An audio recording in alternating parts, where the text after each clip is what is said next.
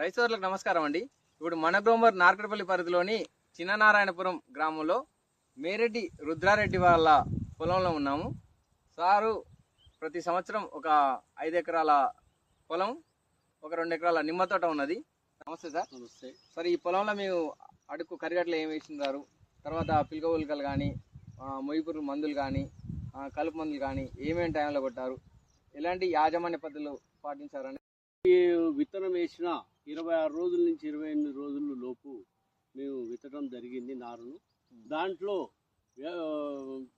Zinc మన 28 వేయటం జరిగింది, జింకు చమత్కార్ వేయటం జరిగింది, F20 వేయటం జరిగింది.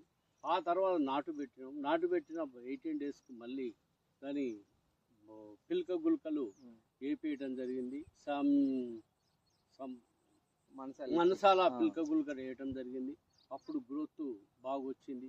తర్వాత ఇమ్మీడియట్గా కలుపు మందు దాన్ని వాడటం జరిగింది. ఆ తర్వాత 1 వీక్ గ్యాప్ వదిలి ఇది ప్రతిదీ కూడా మన గ్రోమోరు వారి ఉత్పత్తులే వాడినాము.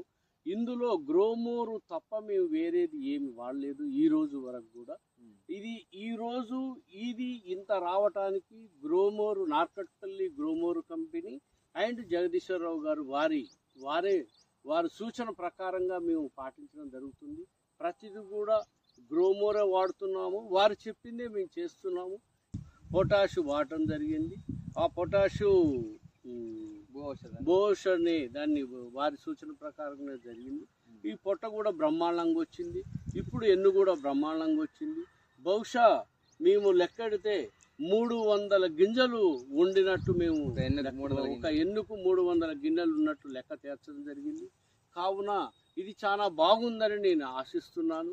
ఇక ముందు కూడా మన వాళ్ళు ఈ రైతులు పర్టికులర్గా రైతులు గ్రోమోర్ కంపెనీ వాడితే ఇన్ ఫ్యూచర్ కూడా బాగుంటుందని నా విన్నపం. కావున దయచేసి నాలాగా అందరూ కూడా పంట పండించాలని, నాలాగనే ఈ రకంగా తీసుకోవాలని, అందరూ గ్రోమోర్ కంపెనీ వాడాలని నేను కోరుకుంటూ సెలవు తీసుకుంటాను. ధన్యవాదాలు.